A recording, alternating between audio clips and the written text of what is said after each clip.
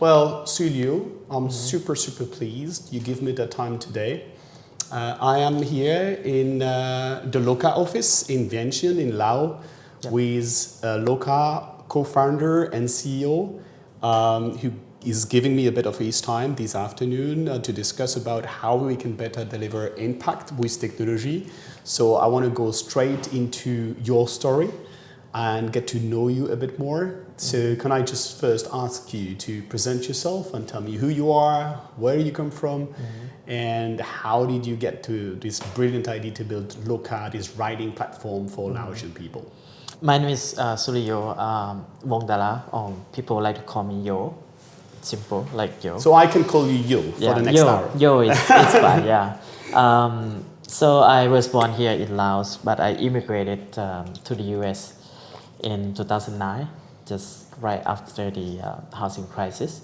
We immigrated there with my sibling, and I barely speak English at the time. And during the time, I'm a nerd, so I'm like IT nerd. So I learned coding by myself and things like that. But skip forward to that, in what motivated me to become entrepreneur is like, it's not entrepreneur itself, but it's like, I always think like, I can fix that, I can do that. It's always have this in the back of my head.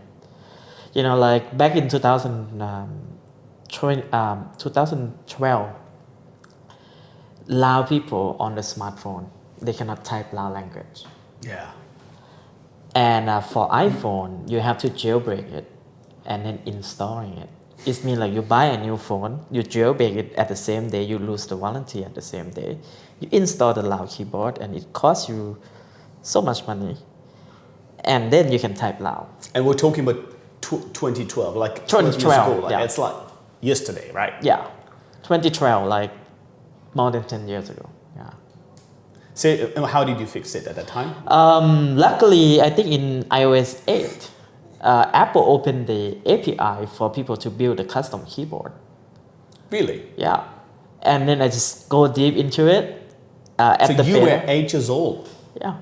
Only 8 years old and starting to code? No, iOS 8. Oh, right, okay. I was born in 1991. I'm not sure about my age at the time. So maybe do some calculation. You're younger than myself, don't worry. Yeah. And I just built the Lao keyboard for the iPhone in my bedroom. And I finished it. It works. And people don't have to jailbreak. And then I just publish. And then a lot of my friends say, hey, why are you not selling it? You know, you can sell it for $1. Because people like to sell it like 99 cents, right? Yeah. In those times. I said like, why would I sell it? Because it's not that difficult for me to build, right? I don't see the value in that yet. And I don't have the business mind in that yet. But then I just like give it for free, for free download. But the thing that encouraged me is that a lot of people send me the personal message in the inbox. It's like, thank you. So I hear like 100 of thank you every day for that keyboard. And that used to matter a lot to you? Yeah. It's mean, for me, it's like I made some impact on somebody with a couple hours in my bedroom. And having listened a bit to some of your interviews, I really get the perception that what matters to you, solving a problem, but also like making an impact. Yep. Can you describe for me what means making an impact?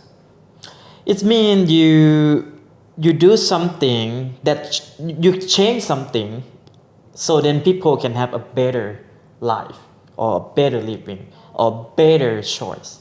And don't you think that's the only way to succeed in business? I did think about business as a financial, but I know it's a financial thing, but we can go deep into it and how I balancing it. I think like if you lead it by the people, you know, like the money is people created, right? The money system. So if you create something that's so value to people, I think somehow the money gonna follow it, or you're gonna discover how to make money out of it some way, but not always direct.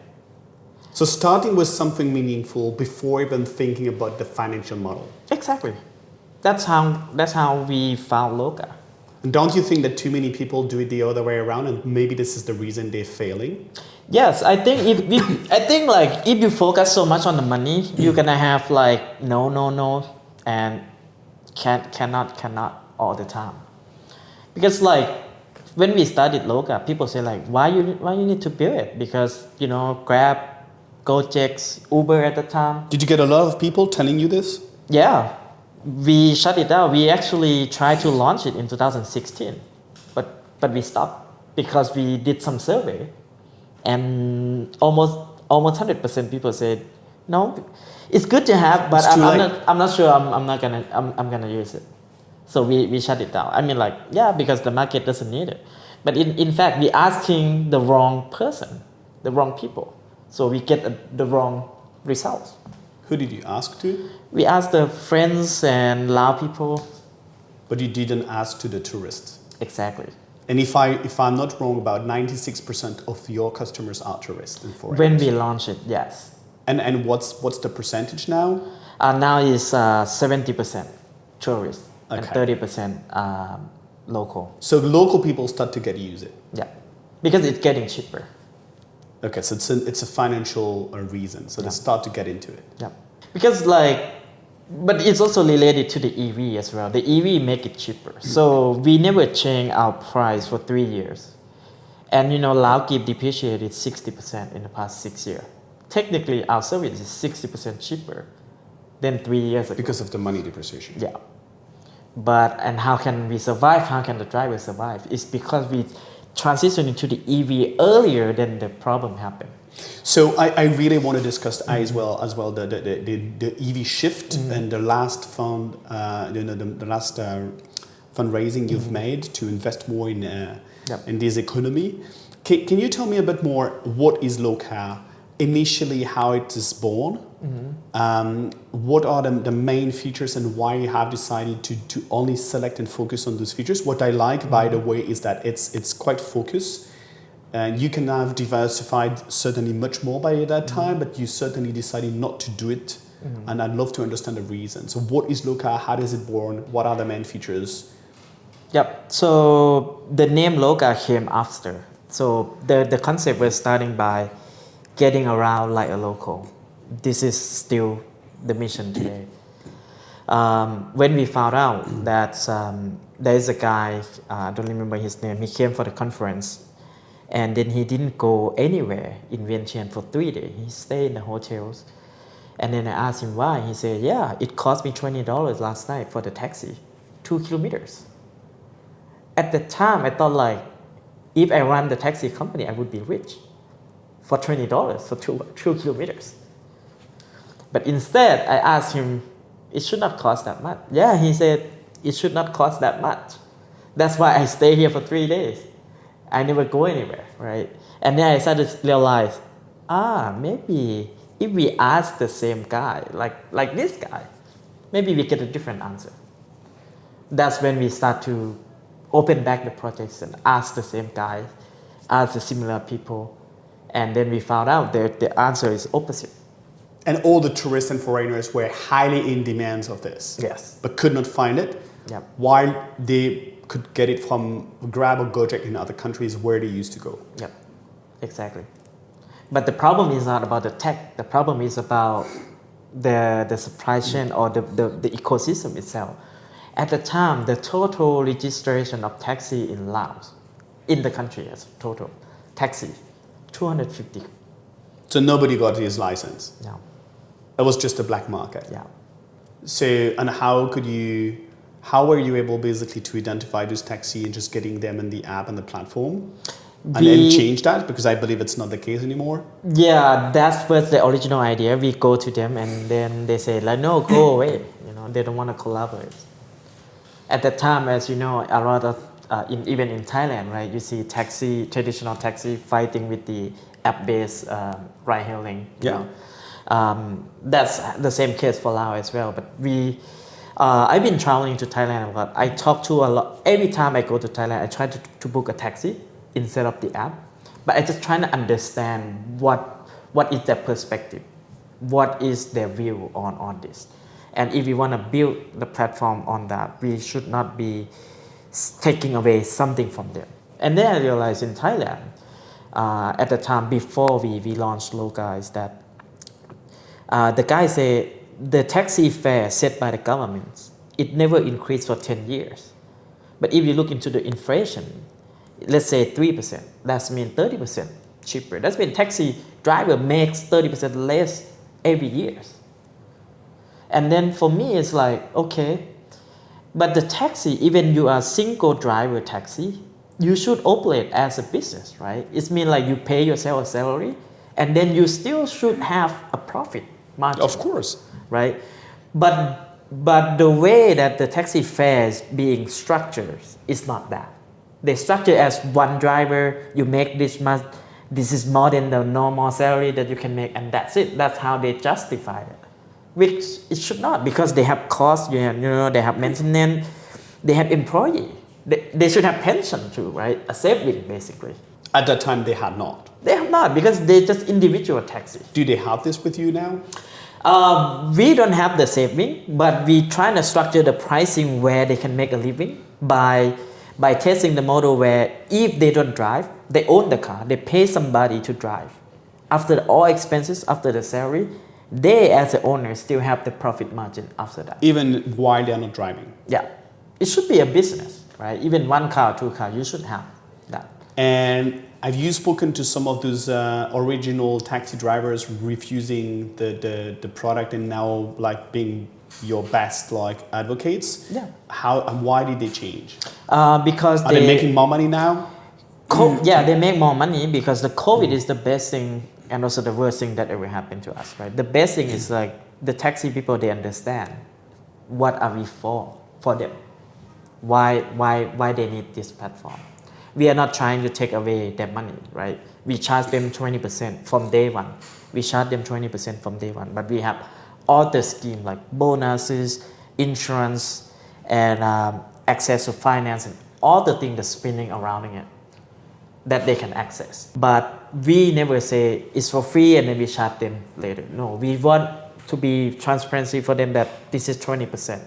This 20% we're gonna use it to grow the company, build a better ecosystem, or maybe building something for them, which at the time we don't know what we're gonna build, to be honest. I've used the app since I'm here, which certainly one of the most customer-friendly app. I feel it's super, super solid in terms of user experience. You have developed the fintech features with LOCA Pay.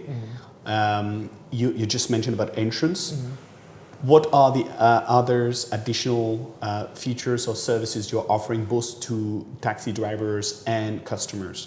Let's say the taxi driver, right?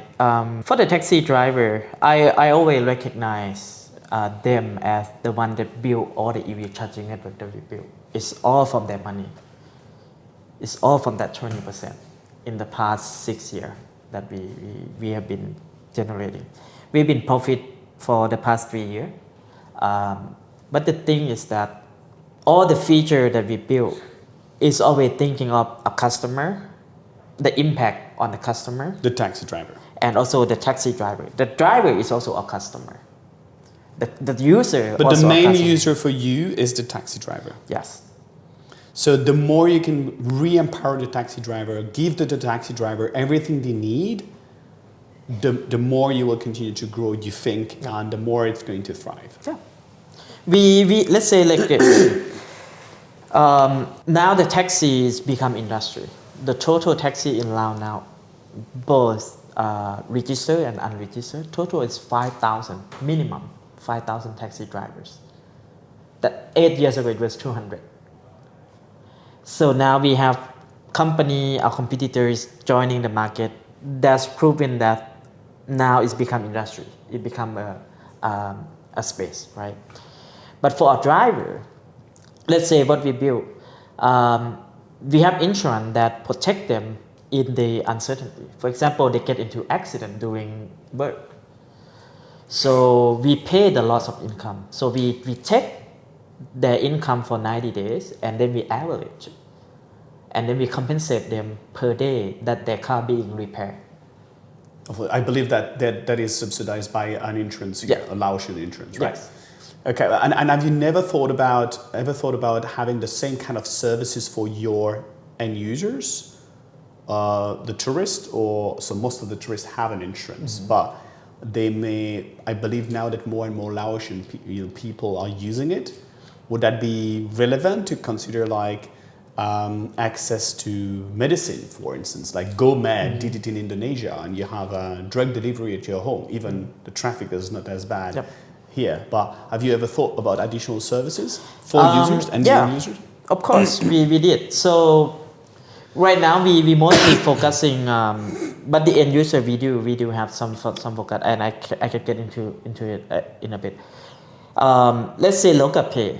The reason we built LOCA Pay is not like, oh, we wanna e-wallet, is fintech. No, it's really simple, right? A lot of people traveling to Laos, they are non-banks. Yeah, even though you come from Europe, the US, when you arrive in Laos, you are technically non-bank in Laos. What do you do to be a bank in the financial system? Is credit card or ATM card, right? But the problem with that is like Laos is adapting QR code is rapidly. Everybody have it. Everybody in my office have one at least. Some of them might have 3. Other business, they have 10 or they have 19. They have every single bank. But the problem is that these two technologies didn't go together, the card and the QR. So for LOCA Pay, the solution is really simple, and anybody can copy it, and then we don't are afraid or anybody want to do it. So you just link your card into our ride hailing, right? That means if we can help you to extra step using the same app. overpass this challenge. Through the app, you can get access to the payment. Yeah. Through the app, you finally can access to any QR code from any bank. Yes. That's it. Simple. The concept is really simple. Just like that. And then the SME now get access to the 15 billion tourism industry.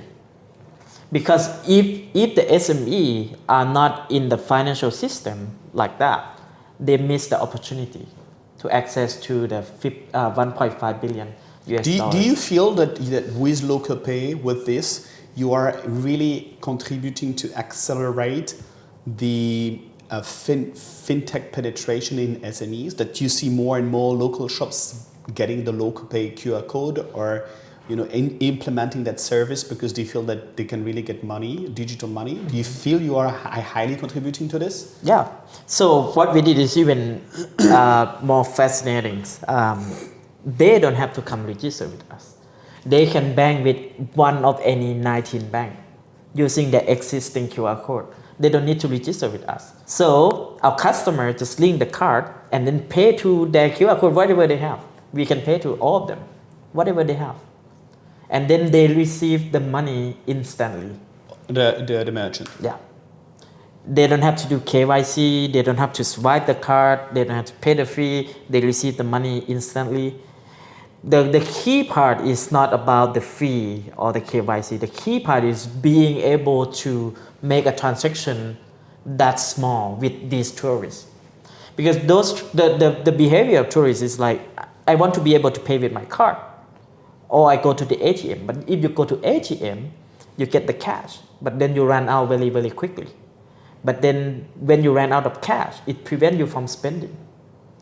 So we transition that into the smooth transaction. And then the way we're tracking it, we track number of merchants. This means how many people have received the money from LOCA Pay.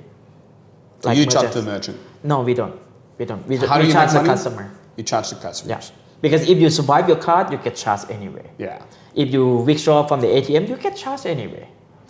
So you are making already like a small fee and a direct fee on every payment. Mm-hmm. Are you also envisioning, like, I believe, making money or getting a certain value out of the data that you are collecting?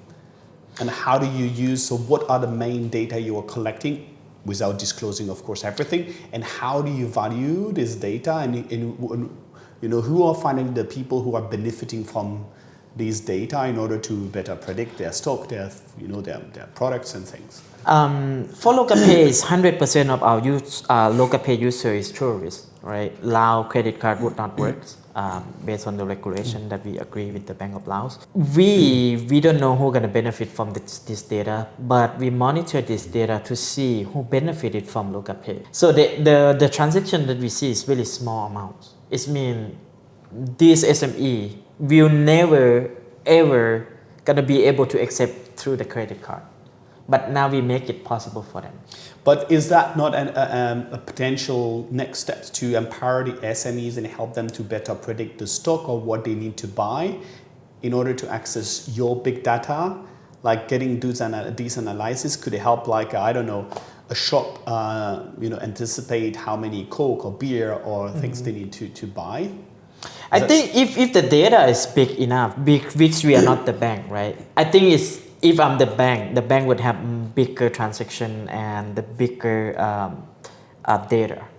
For me, it's like if we have enough data, I think what we can do is we can do a cash advance or overdraft account for these merchants. You register with LOCA Pay, you receive the money, we know how much you make, we can see the consistency, and then we can advance you with some cash if you need. Because we know that you do a predictive analytics model and you know that this merchant will get like this average amount and you can get manage a bit more the cash flow. Yeah, it's unsecured loan. That's not yet implemented. No. Maybe the future. Maybe in the futures. But I just hope that the bank would do it, but the bank will not do it. Because this SME or MSME or small or individual business, they already have a really hard time to access to finance. Really difficult.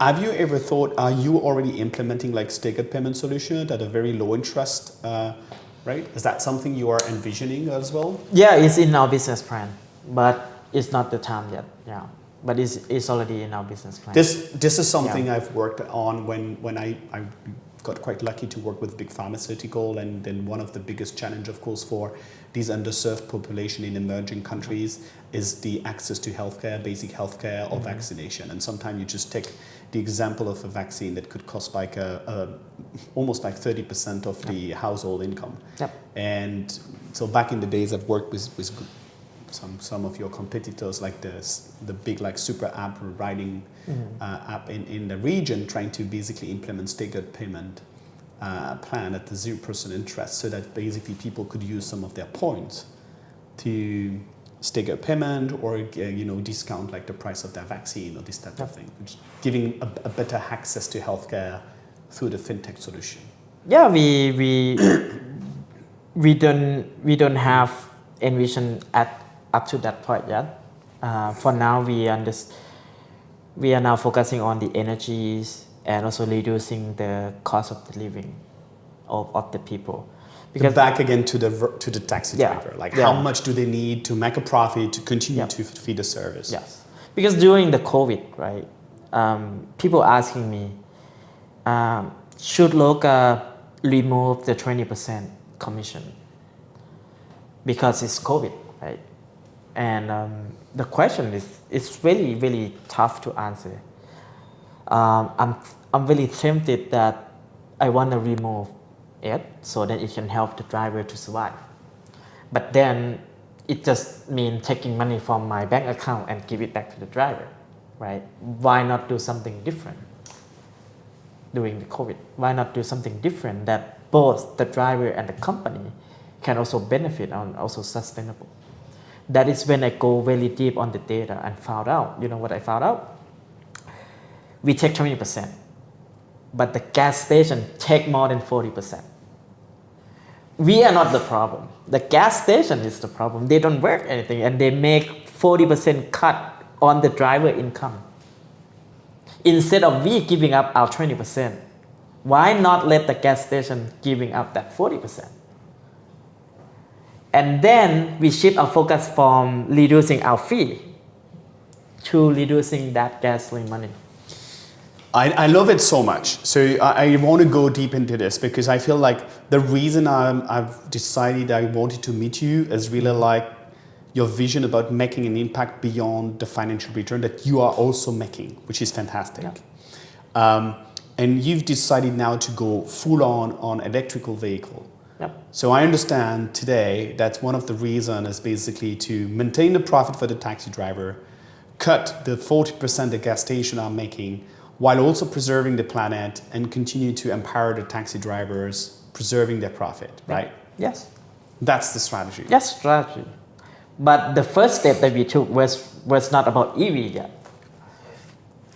We did a very stupid thing, so really naive thing. So we go to the gas station company, one of the big ones. We say, hey, we have this much driver on our fleet. Is there any way that you can have some member card or something that they can, or maybe some voucher that we can buy in a really big volume and then get some discount, maybe 5%. So it can reduce from 40 into 35, something like that, right? But what reaction that we get is like, why would we give it to you? Because, I mean, if you don't fill up the gas, then what you gonna do? You're gonna fill up the waters? And then it made me thinking that I was so mad, and I was also mad at myself being so naive and so stupid going to that meetings. And then I realized, okay, it doesn't seem it's gonna work. And I cannot open another gas station business because I don't have that much money and import all the gasoline. Impossible. It's possible, but impossible on my bandwidth, right? And then what else can I do? And then I go back to my blog. I wrote about using electric cars going from Vientiane to Pak Se.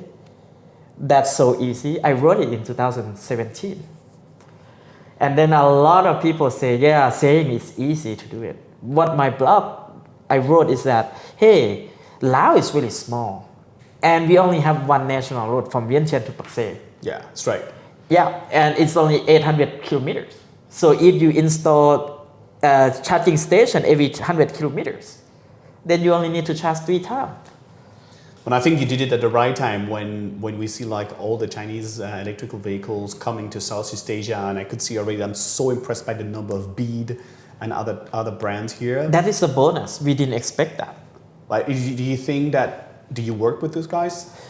We don't work with them directly, but we just believe that the market will drive itself.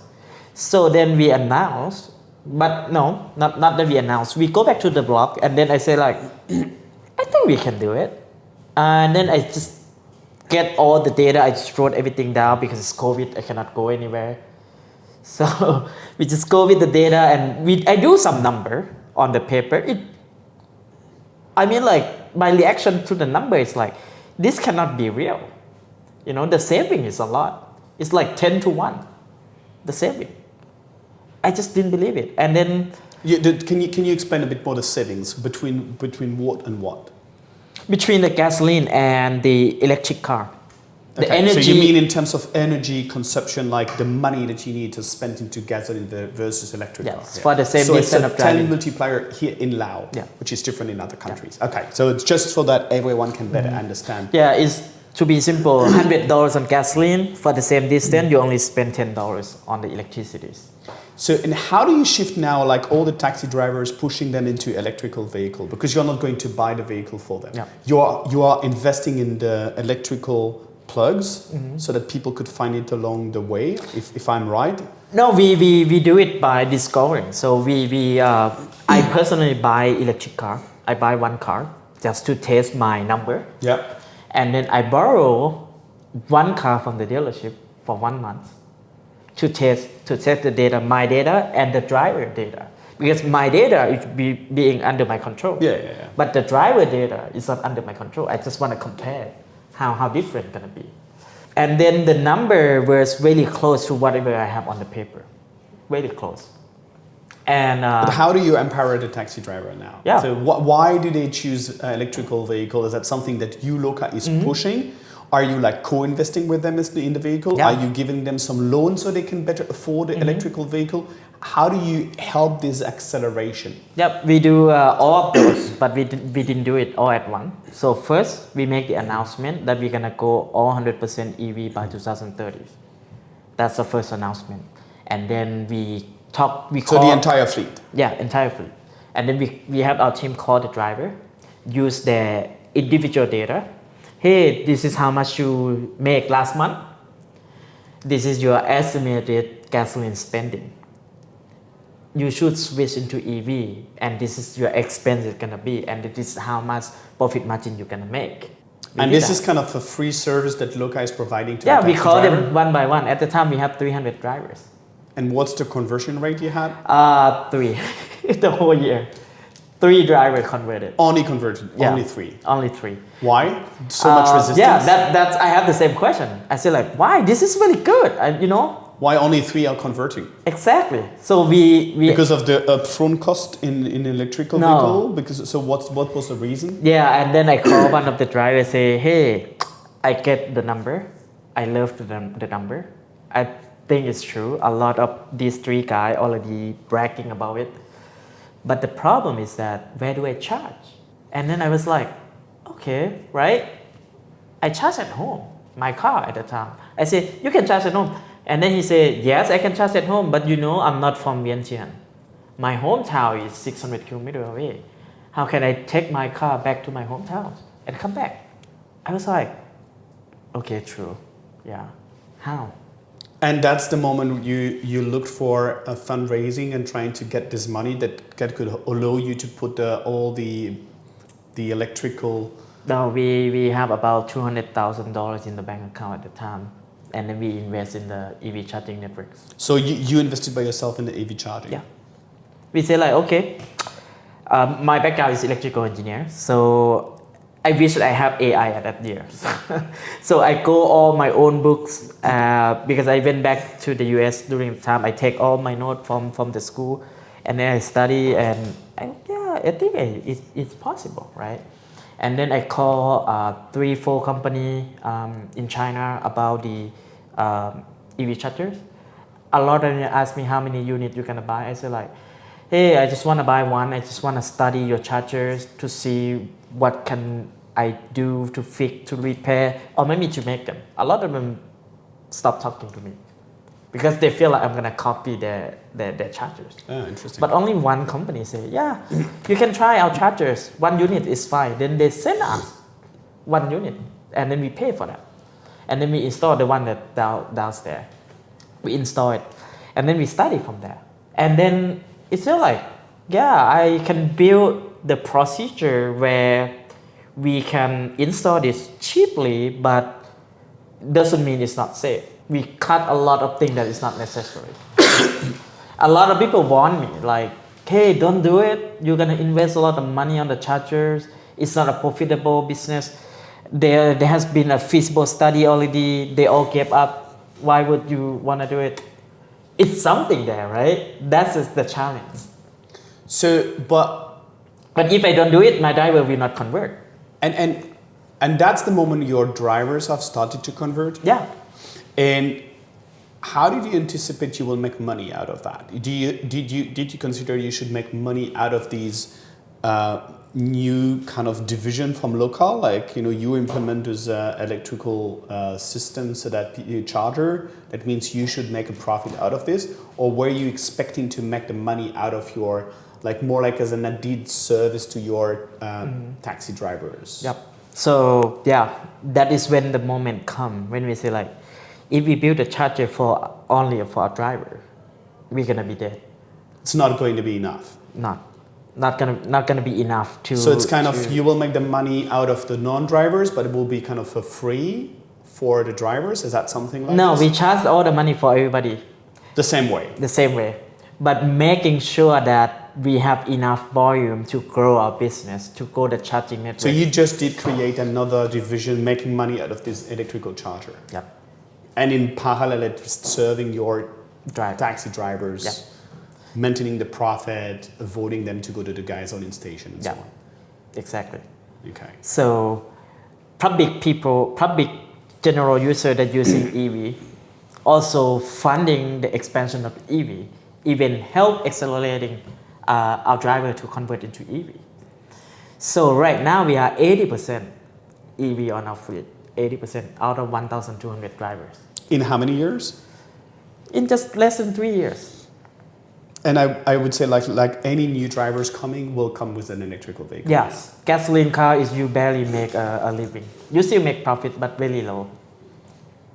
So what's very insightful from this business model, I'm always thinking about like company generating good growth. Good growth meaning financial return, making money while delivering a certain impact. Yep. You are exactly this kind of company where you are doing something good for the drivers. You are helping people shift to electric vehicle. You are basically preserving, managing the pollution, climate warming, everything we know about it. And in the meantime, you are doing a financial return. You are profitable. Fantastic. Congratulations. How do you measure your impact today? Like, do you have like a few KPIs that you use to always explain that's the way I'm doing my impact? That's what I do every single day. Yep. We help getting money back into people's pocket, because if you hear people complain, they complain about the high cost of living and the low income. So does that mean that the way to generate impact is by at least giving back the money to people in a world that is too much dictated by finance? I cannot help them to generate more money, but I can help them save money. Because when listening to you, I can understand that every single features, any new product that you implemented, you always started from how to basically get more money in the pocket of my driver. Yes. Reduce the money that gasoline stations are making on their back. Yes. Right? So it's always you start from there to basically generate a certain impact. Yes. Because if you get the money back into people's pocket, they can utilize it in many great ways, right? Their children can eat better, they can study better, they can have better education. It's just the money thing. And do you measure it? Yeah, we did measure. Can you without disclosing anything, can you I'll show you how we do it on our EV charging networks.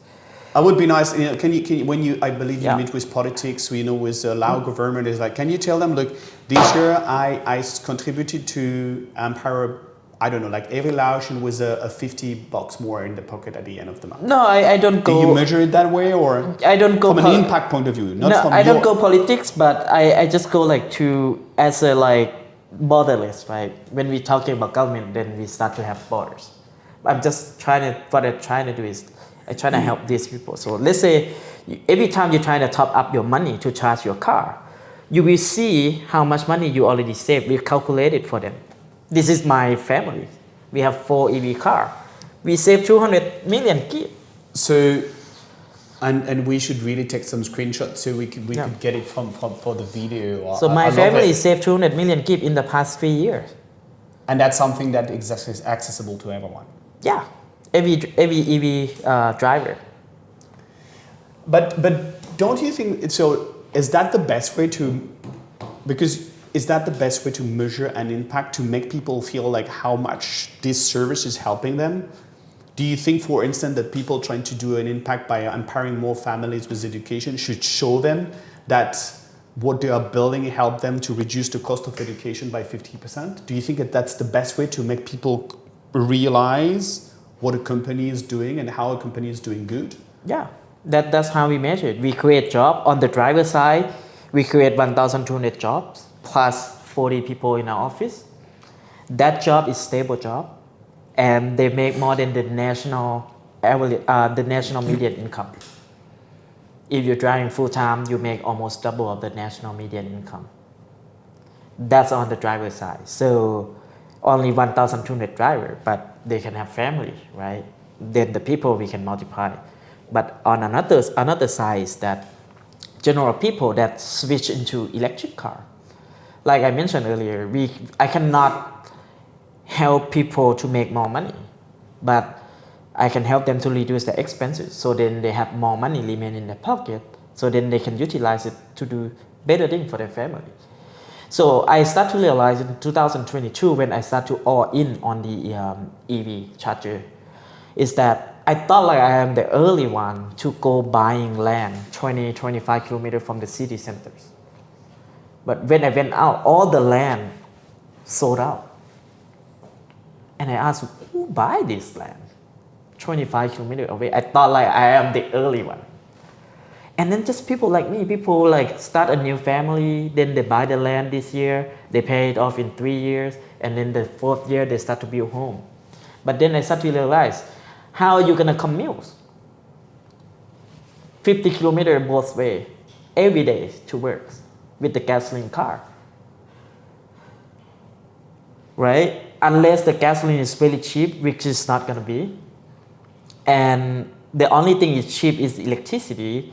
And then I suddenly like, okay, it might not be this year that people gonna buy an EV. It can be the next 5 years. That's okay. With the hope that they will change, right? That's why we say, hey, let's just all into electric car, building EV charging networks, make some impact. A lot of people now buying EV is the two main reason is not about climate. I really like the way you approach it because you approach it through a financial lens. And I think that I'm a strong believer that we are living in a world dictated by finance. That's the way it works. And that we just need to make people feel that while we are generating a certain impact, we are also like making money or helping people to make more money. And it's a bit like the French healthcare system. French people have access to free health. You know, nothing, you know, you go to the hospital, you just give birth.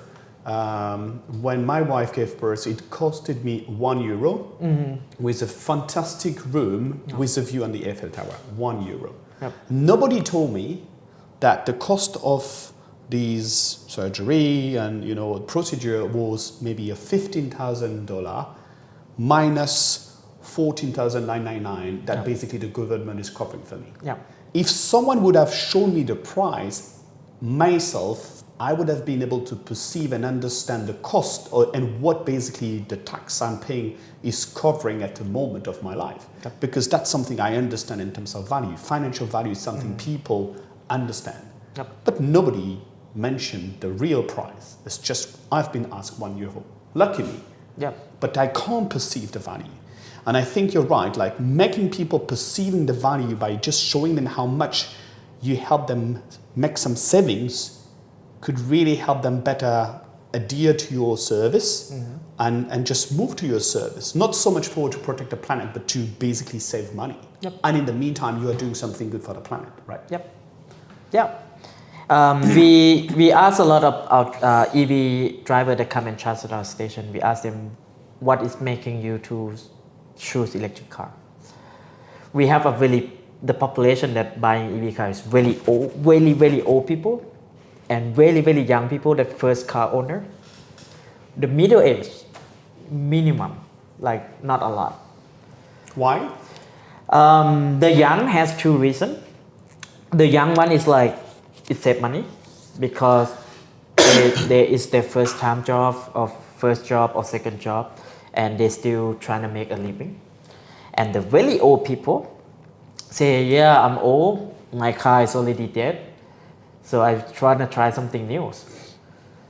Just like that. I was surprised. Nobody mentioned about climate. When we ask them about climate, yeah, they say, yeah.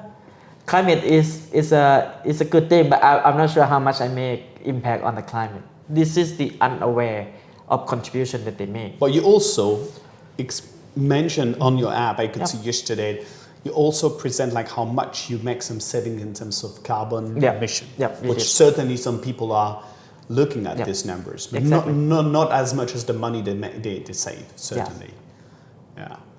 Very insightful. You mentioned about, so we discussed as well like earlier in the conversation about how we can re-empower people.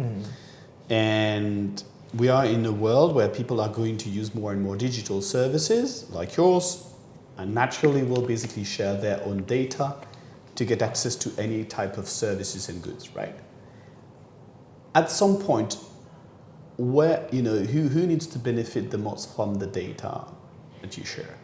You seems to be a person really like concerned about re-empowering people, giving money back to people. Do you feel that we need to find some systems where while people are sharing their own data, they should also get a kind of a return? Or because their data and personal data have some value? Yep. I think that the personal data is not much in the discussion, but their behavior or their action with the data, their reaction, their interaction with the data is very valuable. Can you iterate a bit more? But what do you mean about the interaction with the data? For example, if with LOCA Pay, we don't care much about who you are. We just care about who do you spend the money with. Yeah.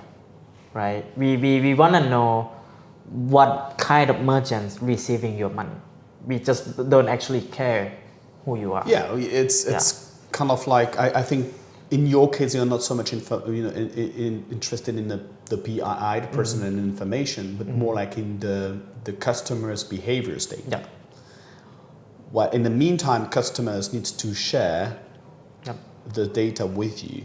And the more they will share, the more you can get access to lots of insights that have some value. Yep.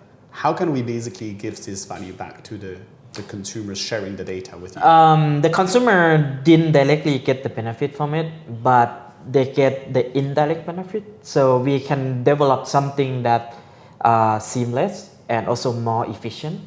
So then more efficient means we reduce our operation costs. It keeps everything lower at the price.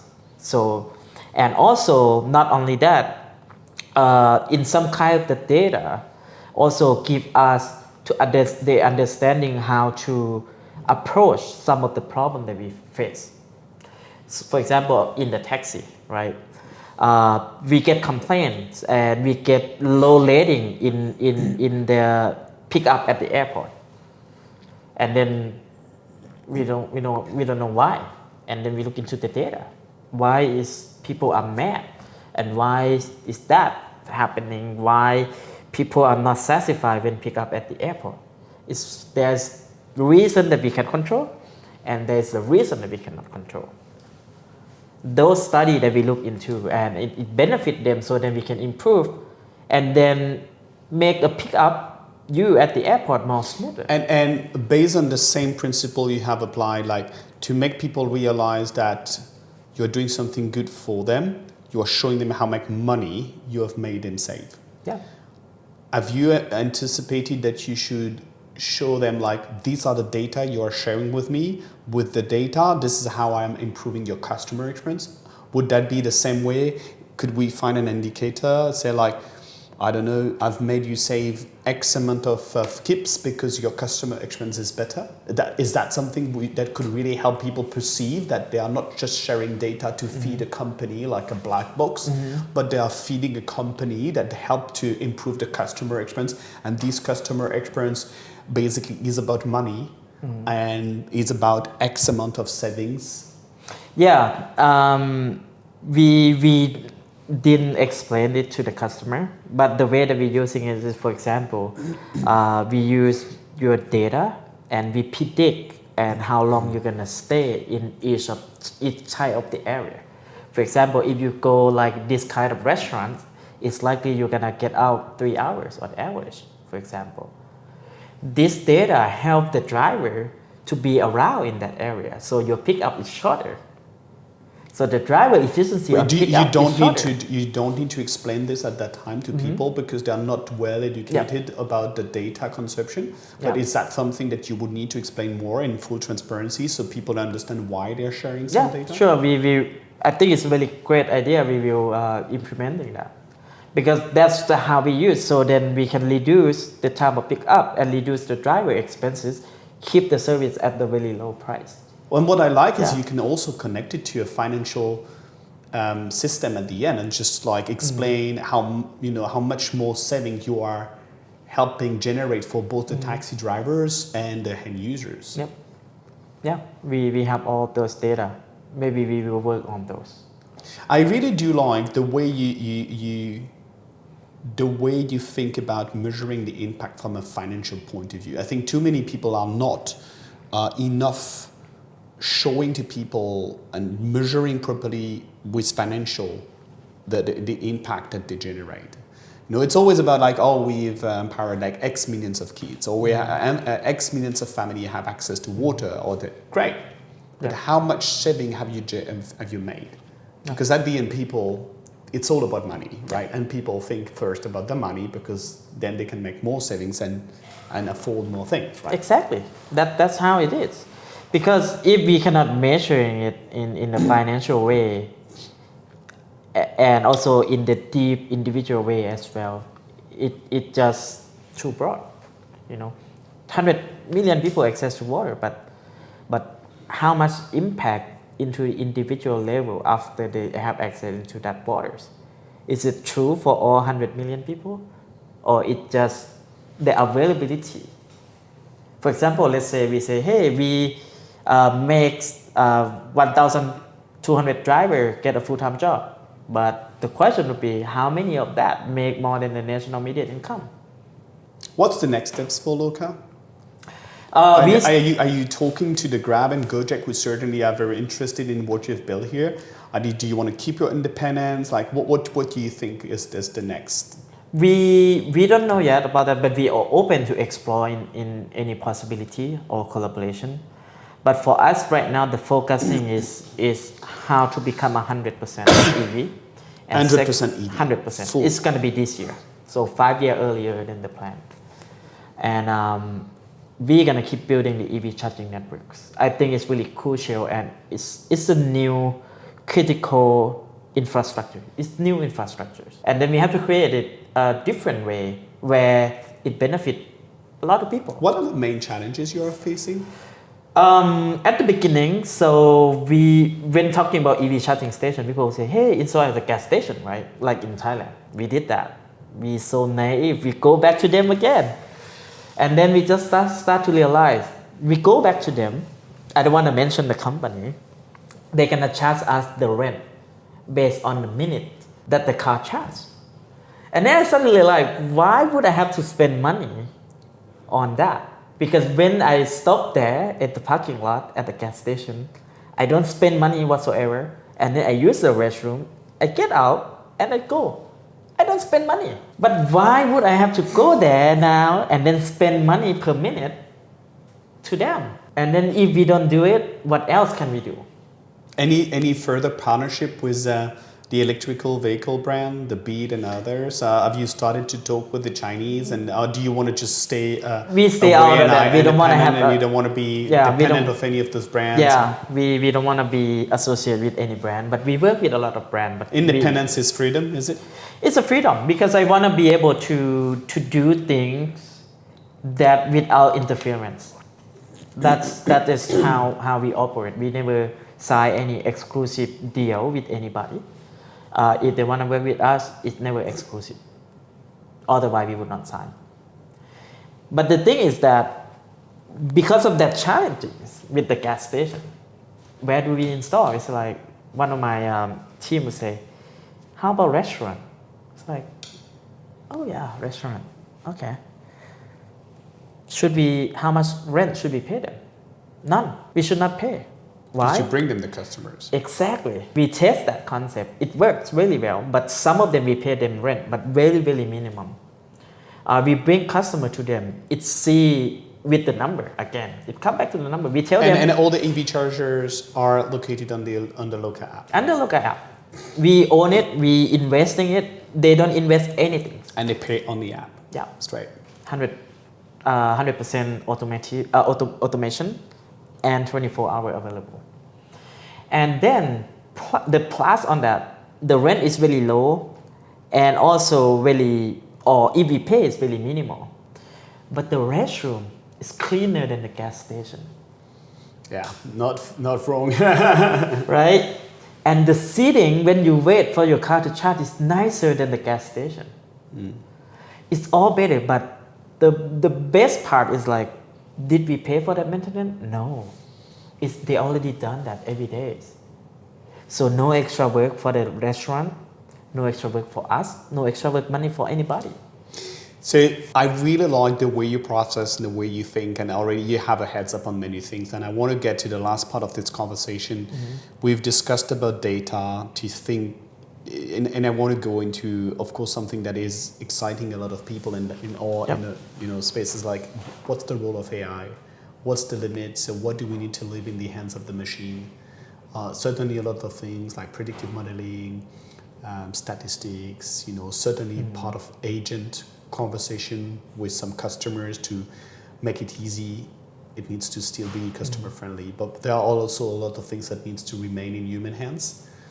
I'd love to get your point of view on this. So as a CEO of this company, I'm sure you already have a view on where is it important to implement agent and use AI in order to improve your customer service, your customer experience, and where you have decided not to use AI and why.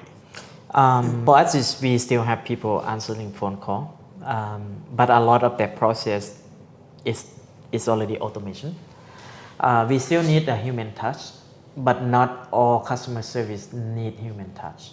We're trying to categorize that right now. Because when you call the customer service, I think the most expectation from the customer point of view is like, how can I get it resolved as fast as possible? So there is a fast issue to fix and there is a non-fast issue to fix, right? We're trying to categorize that. So right now, what we are currently building is that if you forget your belonging, you request it, we will link the driver automatically. To a person, Yeah. a human person. Yes. Because you are stressed, because you just need someone to talk with. Exactly. We're still deciding between disclose the information to two-party or we're going to be between the middles. That's we currently developing. But then the AI now, AI is still having so much limited on the Lao language. Yeah. But Like in Cambodia. luckily our customer is 70% tourists, right? But again, even though tourists, but not all tourists of that 70% speak English also. That's the challenging that we have.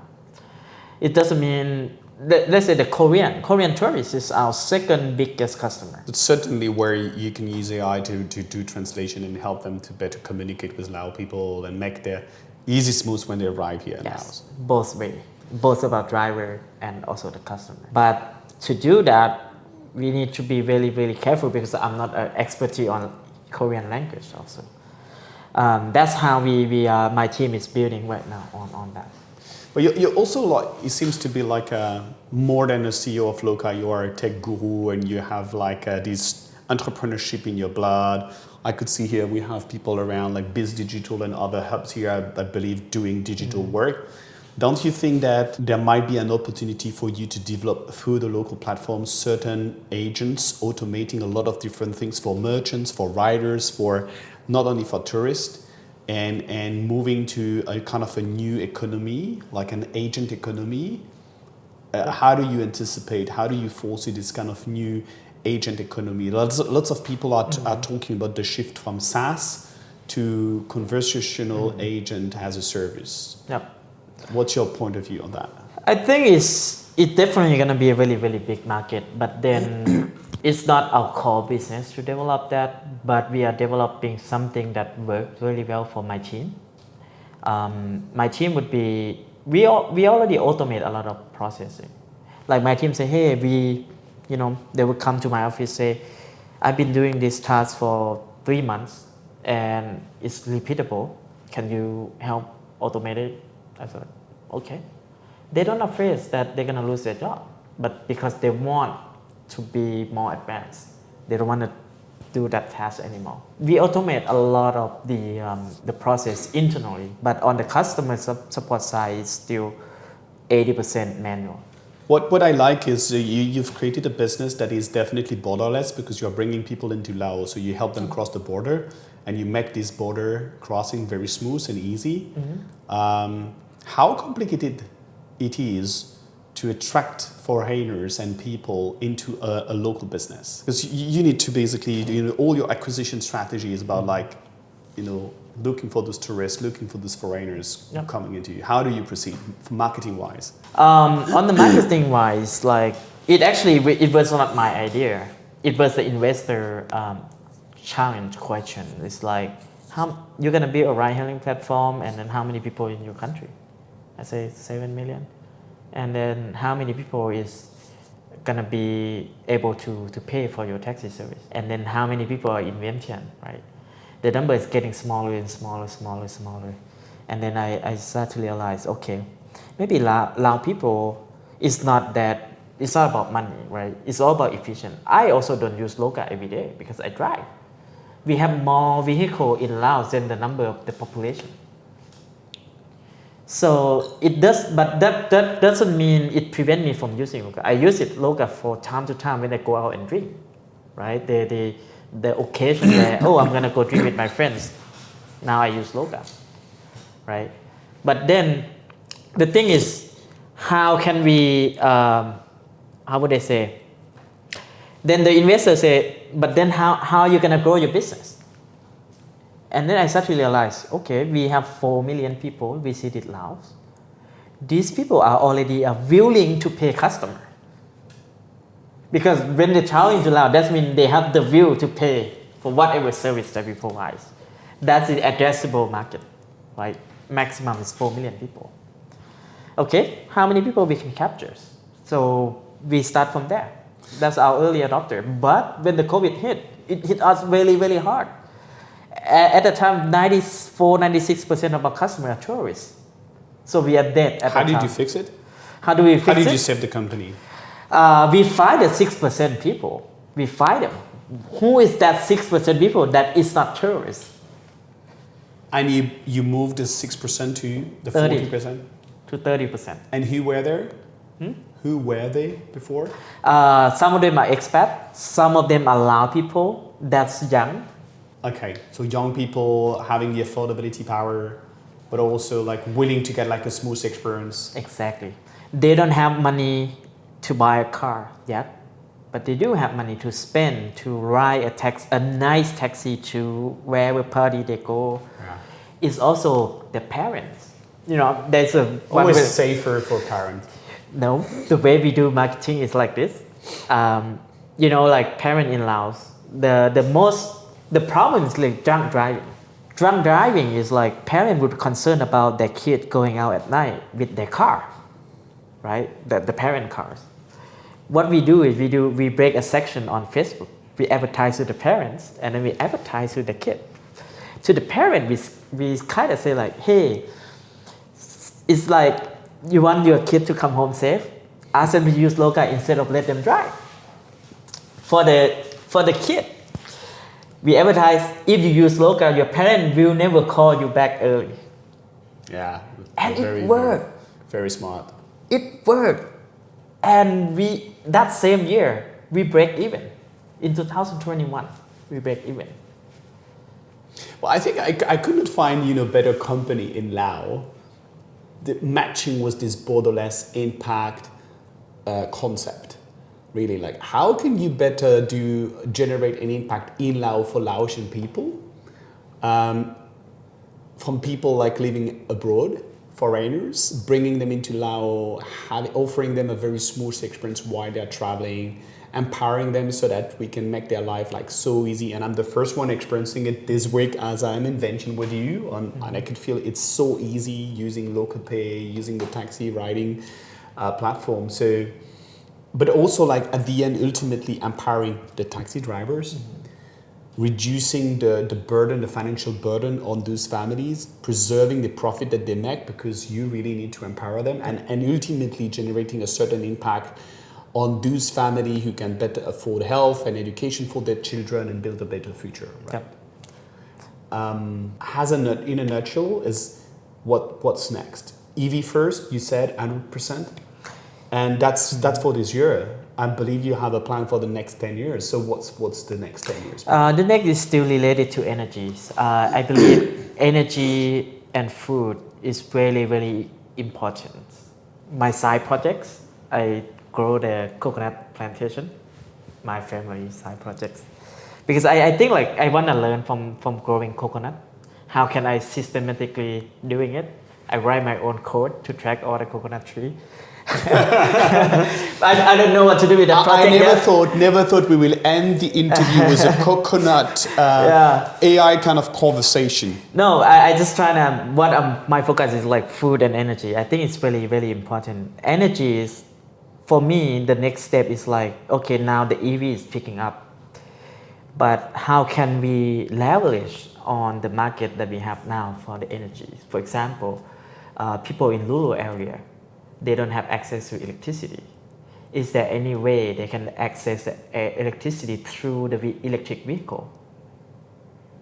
My team is doing the R&D, doing the device. Like, let's say, the daytime you come into the city to trade, right? With your electric car or the van or the truck, whatever you choose. And then getting back home, plugging your home on the car so you could basically continue to get electricity. Exactly. What has been very insightful in this conversation, but also in the last 2 months for me, is I realized that we can use a lot of new energy to reduce cost of living of people. And I think that too often people are starting, with climate warming kind of stories, or trying to promise to people that they will save the planet, while the first thing that people need is reducing their cost of living. And I saw this with solar panel farm to empower farmers for the irrigation system. Yep. I see it today with you, and shifting to electrical vehicle, reducing the bill, and potentially tomorrow helping feed with power your home. But it's all about improving the living experience, like getting lights in your home at night, but also reducing the cost of living. Yeah. So it's all about how to reduce the cost of living to get a better impact, right? Exactly. Because, like I mentioned at the beginning, I don't know how to make people to make more money, but I can help them to save money, so then they have more money to spend. A last question, because I know you need to run. These initiatives is about really discovering innovation, new solution, getting some perspective on what we need, especially where necessity sparks ingenuity. Mm-hmm. That's why I'm in Laos today.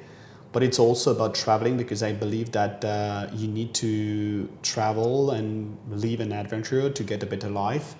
And do you think that there might be a way to offer to people a bit more adventure in Laos? And do you feel it's not there yet? And maybe you like to travel as well, and I'd love to get one of your tips. Where should I travel more? In Laos? Where would you go? I think you should go up north, and if you plan for Luang Prabang or up north to China, maybe stop by Udom Sai or Phong Sali or even Luang Prabang. But don't go to the tourist area, but go a little bit outside and then... Do you have one place to recommend me where I could continue to find the right people who are building the next Lao chapter? Or do you know any of those great initiatives and companies in the north that I should definitely see and to basically get more example of people doing something good, to delivering a certain impact on the Lao population? Not on top of my head right now. That's fine. Kind of pressure.